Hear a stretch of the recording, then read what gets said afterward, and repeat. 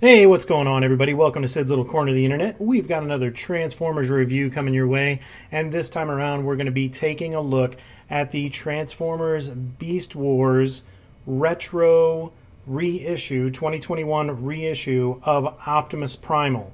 So as I understand it, this is a Walmart exclusive. I'm sure you can pick it up online as well, but I picked this up at Walmart. So this is the reissue of the originals, if you want to call them the G1 Beast Wars figures. So let's go ahead without further ado and take a look at that packaging.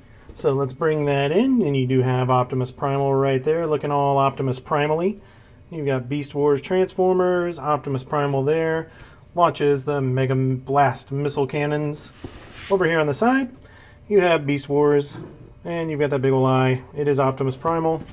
Over here on the back, you have the Beast Wars tagline up here. So you can pause that and read that. You also have his bio card over here with all of his specs. His strength, his intelligence, his speed, and his firepower. He does have secret weapon locations. And down here you can read his bio if you choose to do so. Over here you got the old Kenner logo and the Hasbro logo. And then of course you have some Maximals and some Predacons right there in that product shot section. And then Beast Wars Transformers on this side. Up top, Gorilla turns into heroic Maximal robot. And down low, you have all the manufacturing information and warnings you could ever want, and you do get the sad baby, so it's good to see. And that is it for the packaging, so let's go ahead and take a look and see what came inside that box. And laid out before you in all of its glory is everything that came in that box, so we'll start as we always do with your little sheet of warnings. And you get your instructions. And now we'll get into the cool stuff. So let's go ahead and start over here. You do get 4 of these projectiles that you can use in various parts of his body, which we'll get to when we get to the robot portion of this figure. So not a lot to see here. They're just plastic sticks that have a notch on the end. So you line them up correctly, and they're spring-loaded, and you fire them, and then you can poke someone's eye out. And we'll come over here to his swords. You do get 2 of these. They are identical, and they're just molded in blue. Good detail on there, though. And finally, this is cool. This one is my favorite for sure. You get a flail or a mace, like a medieval kind of mace, so you can, or he can, hold it by the handle and spin it around and whack some bots. So, oh yeah, that's good times. So yeah, it's just a big angry face with some spikes on there, and it's on a string, so that way you can store it in the secret weapon storage as advertised on the box, which we will get to here shortly. But that is everything that came inside that box other than Optimus Primal himself, so let's go ahead and bring him in for his close-up. And here's the ape of the hour himself, Mr. Optimus Primal. So let's bring him in for those close-ups. And we'll start right there with that face sculpt and those dead, lifeless, blank eyes. There's no pupils in there, so either he's a full predator like Bruce the Shark from Finding Nemo, or he's dead. I don't know, but it's a cool face sculpt. I like it. And yeah, I mean, there's good molding, good detail in there. A lot more than I expected from a toy that originated in, what, 1996? Somewhere around there. So, yeah, really not bad at all. And come down to that chest. He's got that big old gorilla chest and the gorilla 6-pack.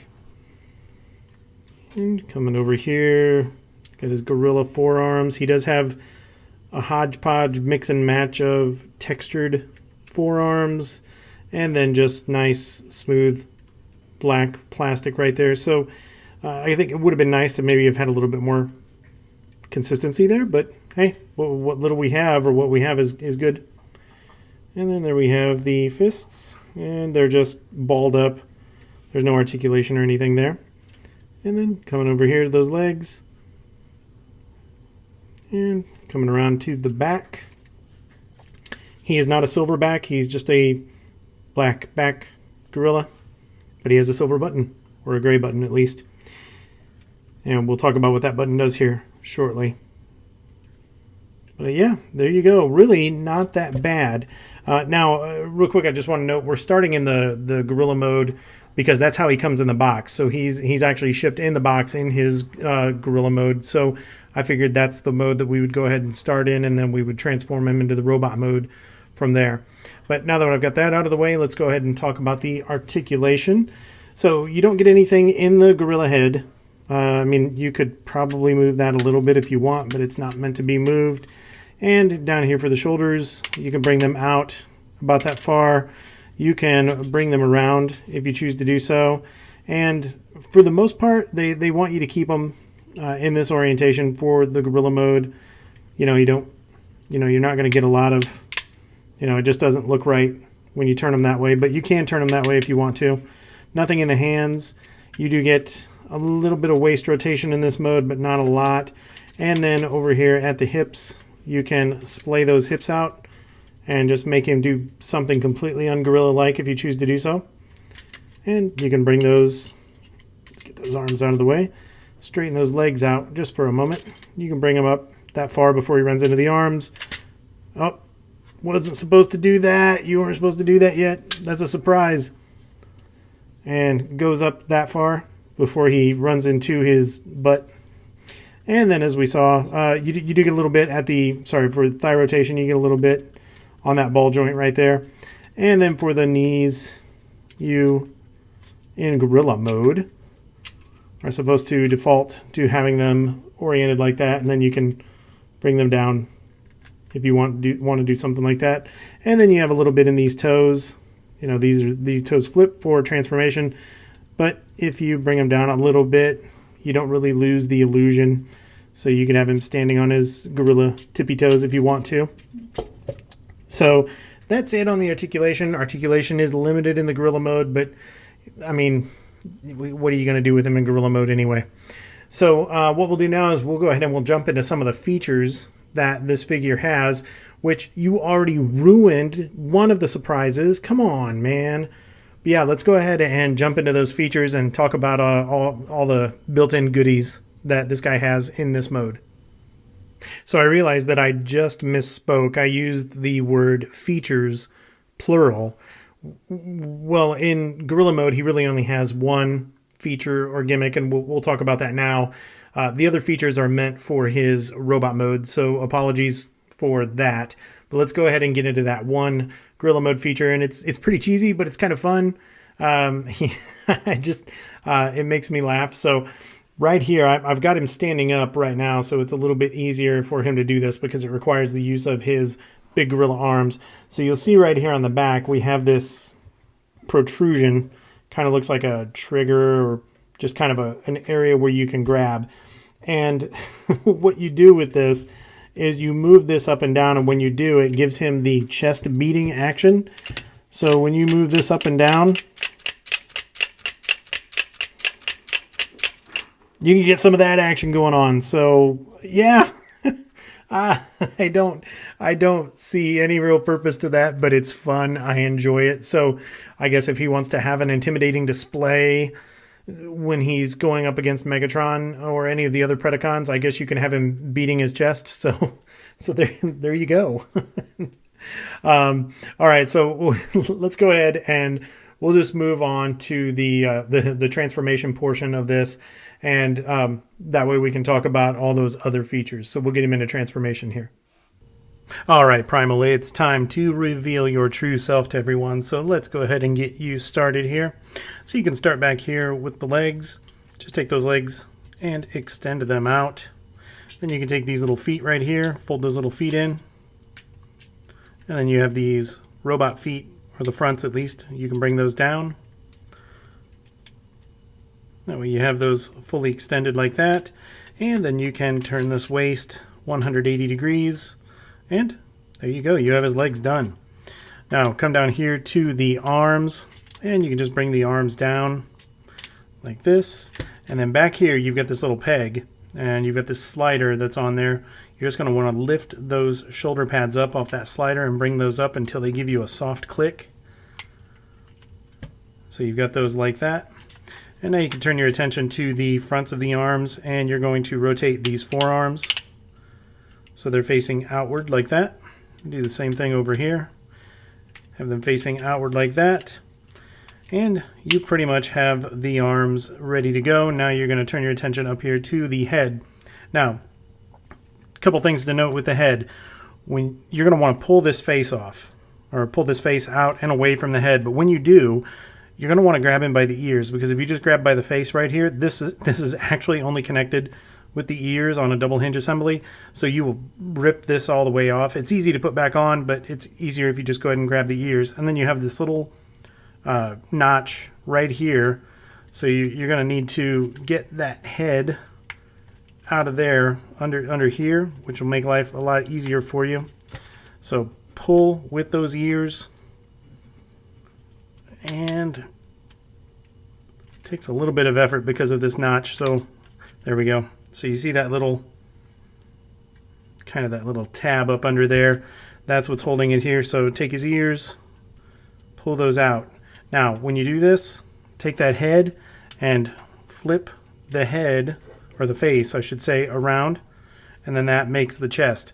Now you've got these grooves right here, so these plastic parts of the double hinge, they're just going to come right down and they're going to fit right into those grooves, and then you'll see as you bring this down that this cutout conforms to the front of his chest. So keep pushing until you have his robot chest looking about like that. And now here we have a beautiful face. This is the Optimus Primal Mutant face from one of the episodes. So in order to get that out of your way, see, that chest comes off pretty easily just because it's on these. And what I was trying to do was I was trying to straighten these out because I had one up a little bit higher. So if it does come off, just slide those back on either side. Make sure you slid on. Give it a nice gentle push. There we go. And all I was trying to do, my chest was a little crooked, so I was trying to straighten it out. And when I did, I grabbed it down here instead of by the ears, which is exactly what I told you not to do. So, lesson learned. So anyway, for the head, take this mutant face, bring the mutant face all the way down. Then you can grab his Optimus Primal head, and you can pull that out a little bit. And proceed to turn this around 180 degrees, and there you have Optimus Primal in his base robot form. Now there's a whole lot more to him, but that is his base robot form. So now what we'll do is we'll go ahead and we'll get into all the features and the extras and the fun stuff that this figure can do. Before we get into all the features and the extras, let's talk real quick about the details and articulation in robot mode. I don't want to pass that up. I want to show all that off to you guys. So let's go ahead and bring him in for his close-up, and you'll see that Optimus Primal face. I think it looks pretty good. And then back here, you have the inside of that mutant mask, which does have some detailing in there. So that's nice to see. And coming down here to the chest, you've got that big old gaping hole, and don't ask me how he's going to see over that, but that's not my problem, that's his. And coming down here, I think the paint apps and everything are pretty well done on the legs. Same thing I said in the Gorilla mode, you've got areas of just flat plastic and then areas of textured plastic, but still doesn't look too bad. I mean, particularly for a toy that originated, what, 25 years ago, something like that. So, and then down here at the arms, these are just fixed fists. There's not a lot to them. You got a couple little paint apps right there. And then you have that red and white up here under the arms. And coming around to the back, it's just a whole lot of gorilla back. So nothing we haven't already seen in the gorilla mode. And then there's his little tiny Optimus Primal heels. All right. Now, articulation wise, we'll start up here with his head, and you don't get a lot side to side. You do get a little bit of down, you get a little bit of up. And then as you saw earlier, you can go all the way around with that head. You can go all the way around with or without the mutant mask. So if you keep it in the default mode back here, you can still move that Optimus Primal head any way you want. The arms, come up that far before they're stopped by the shoulder pad. You can take them all the way around, and you do have well over 90 degrees at the elbow, and you do have the bicep rotation.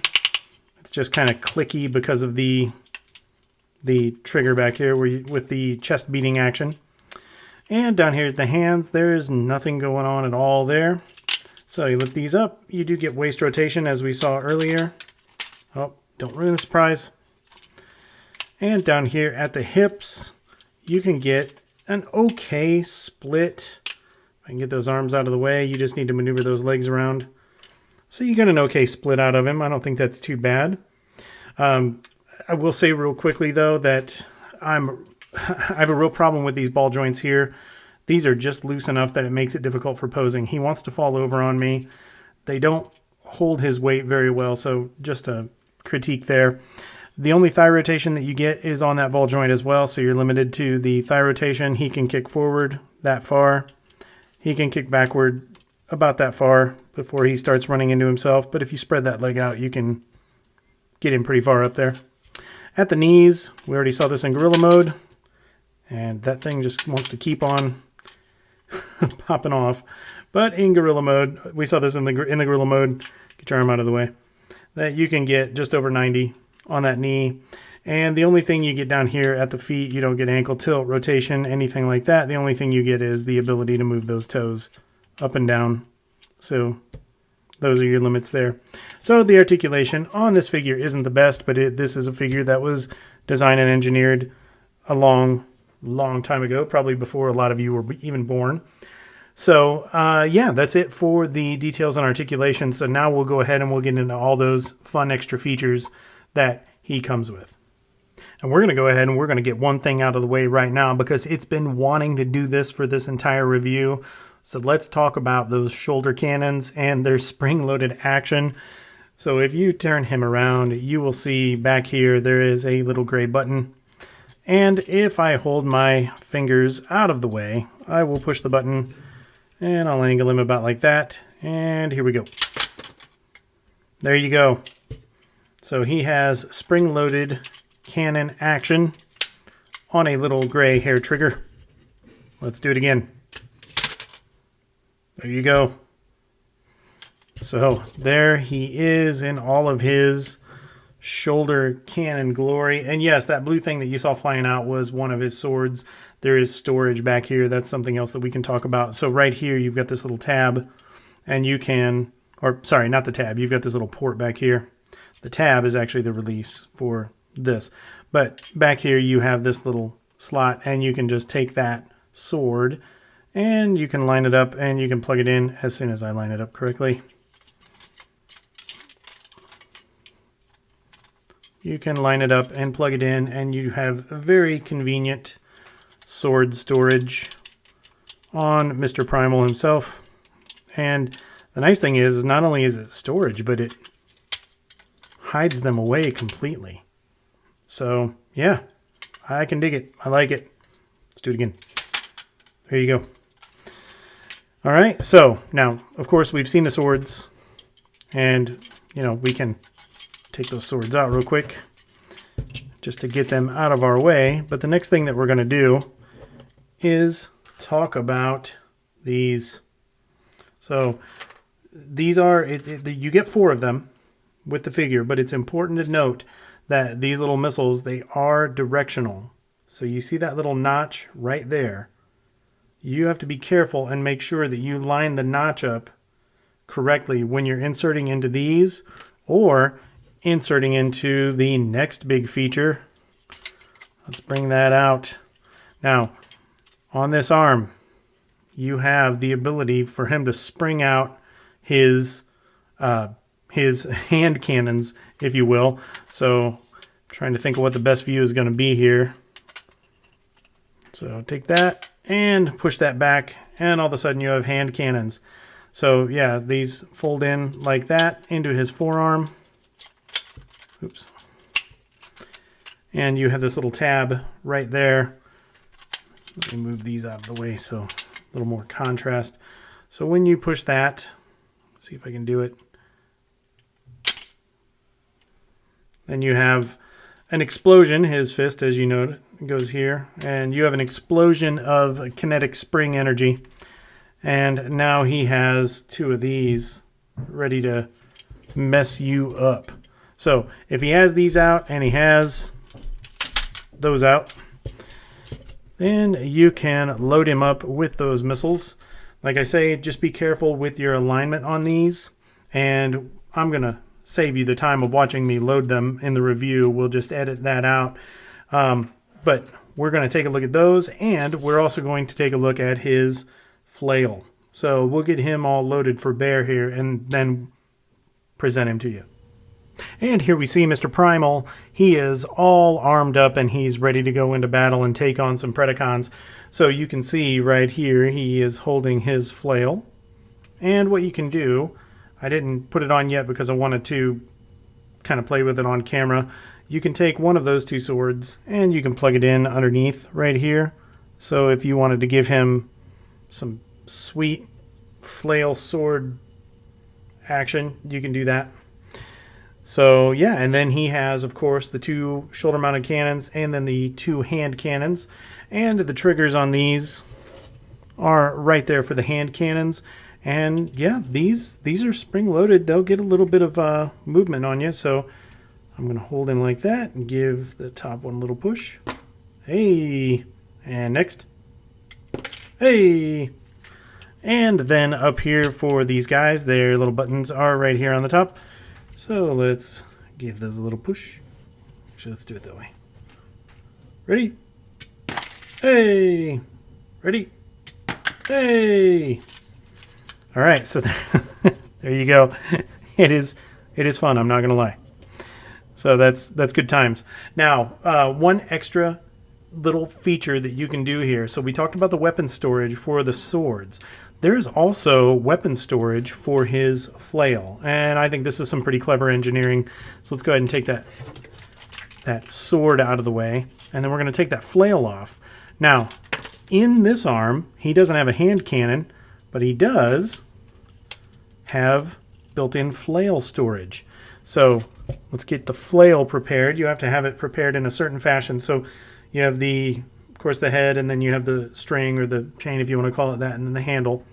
So push that string through the head, and you're going to bring that handle in to the back of the head. Feed that in just like that. And once you've done that, now if you look on this arm, I'm going to let him go ahead and fall. So you've got this hole right there. You're going to take that string, and you're going to feed that string through. And then that's going to let you set the flail right into his forearm. Get everything lined up properly. There we go. All right. Then you can just get it pushed in just like that and collapse that up.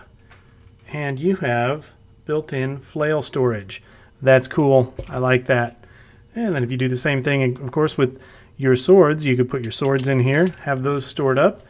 And you do have, hopefully it's going to be easy enough to see, deep down in there, you have, in these crevices, you have missile storage for a couple of them. So these aren't as convenient because they do get in your way during transformation. You can't get everything properly put away, but they're there if you do want to use them for at least a couple of your missiles. So that is an option that you have available. And then of course we can put his hand cannon away. There we go. So yeah, features, the extra stuff that he can do, I think it's really cool. I really enjoy it. I think it makes the figure a lot of fun.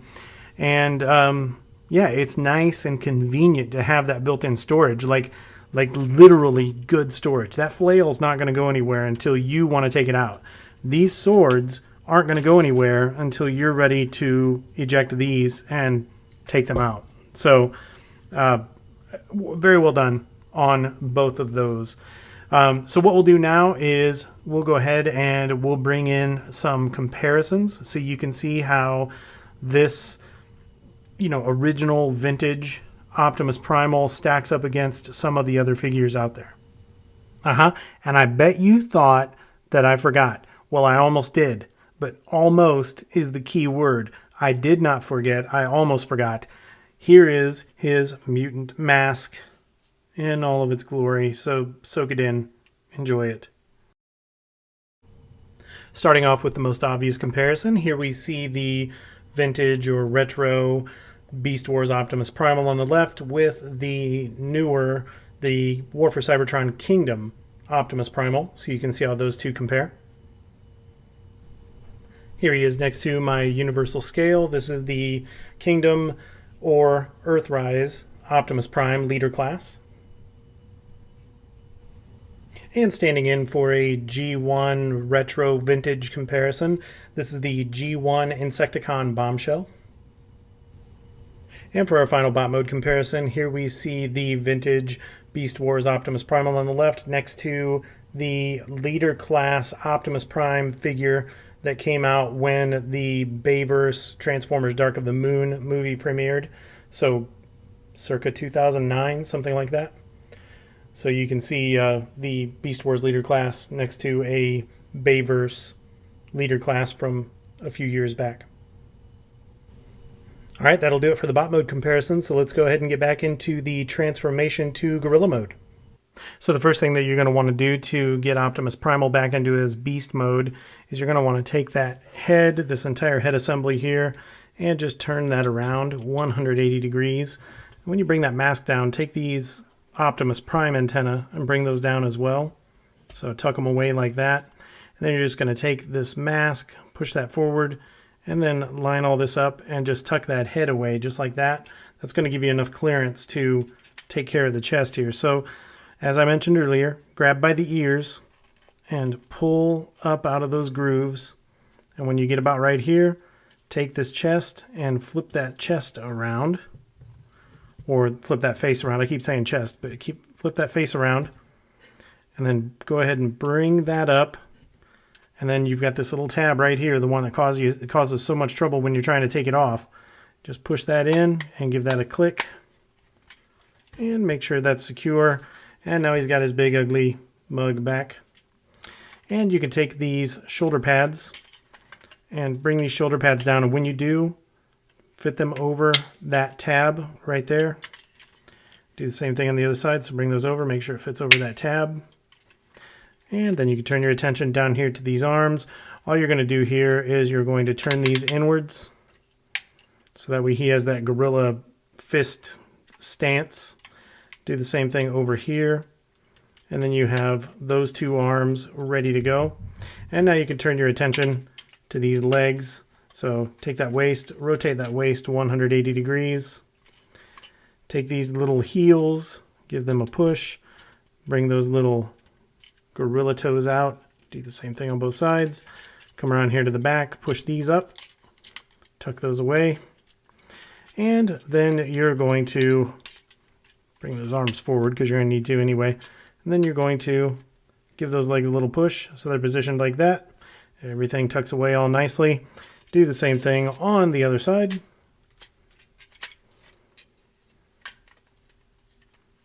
And there we have Optimus Primal back in his beast mode.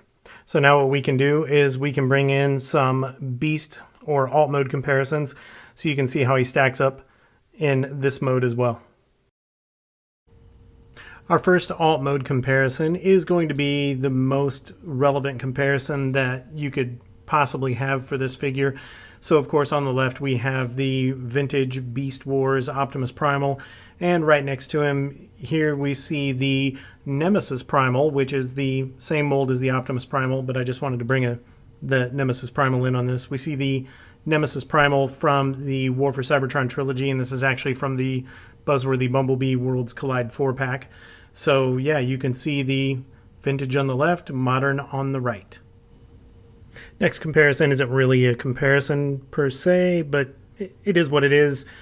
Here we see Nemesis Primal with the Kingdom/Earthrise leader class Optimus Prime for a vintage G1 retro comparison. Here we have the Beast Wars Optimus Primal next to the original G1 Dinobot Sludge.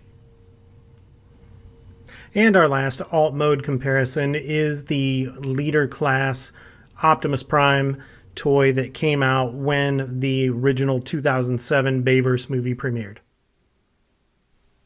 All right, that wraps up the alt mode comparison, so let's go ahead and get into those final thoughts. All right, so let's talk about those final thoughts on the Transformers Beast Wars Vintage Optimus Primal. Go through a couple of bullets here, starting with the aesthetics or the overall looks of the figure. I think for the most part, the aesthetics on this thing are right on point. He looks good. What paint apps he has are very well done. The molded parts look good. Color-wise, everything looks good. It matches up really well. And I think for the most part, this is a great looking vintage retro figure. So really no complaints whatsoever on aesthetics on this figure. Just simply for the fact that it's an older design, I'm not going to give him a perfect 10 on this, so I'm probably going to give him a 9 out of 10 on aesthetics. He's just got a great shelf presence. Now articulation, this is where he struggles a little bit. For the most part, the articulation on this figure is good, but again, remembering the fact that we're dealing with a design that's 25 years old, he has no articulation in the wrists, no articulation in those ankles whatsoever, and those hip joints are absolutely my biggest issue with him. So not only do you have limited thigh rotation because they're using the ball joints on these hips, but the ball joints are loose. Now they're not incredibly loose, but they are loose enough that it restricts me from really putting this guy in any kind of dynamic poses. So yeah, this is something that can be fixed. You know, you get a little bit of floor polish and put on those joints and you could tighten those up. But out of the box, it's a little problematic for me. And I think just from a design standpoint, using those ball joints on those hips with a figure this heavy, it just wasn't a good design choice. So I'm going to knock him a little bit on articulation, and I'm going to give him a 6 out of 10 on that. I would have liked to have seen a little bit better. As far as accessories go, this guy is absolutely loaded for bear with accessories, and the accessories that he comes with are fun.